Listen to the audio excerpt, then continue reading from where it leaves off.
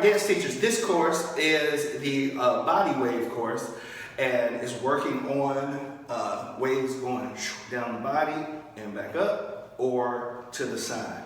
Boom, boom, boom. So that when you break that down, so it goes head back, and you can use your arms as a tracer. Head back, chest out, and then you want to contract into your body. So you got head, and you bring it down into the chest, and it's like, you know, like you fill your chest out with air, and then contract, and you're sitting into your knees. Then when it goes backwards, you go into your hips, into the chest, and then the head drops. So that's forward. So when it goes down, boom, boom. Also, the snake wave, right, can be done head, the same thing, chest, then you contract, but you're going to the side. Head, chest, contract.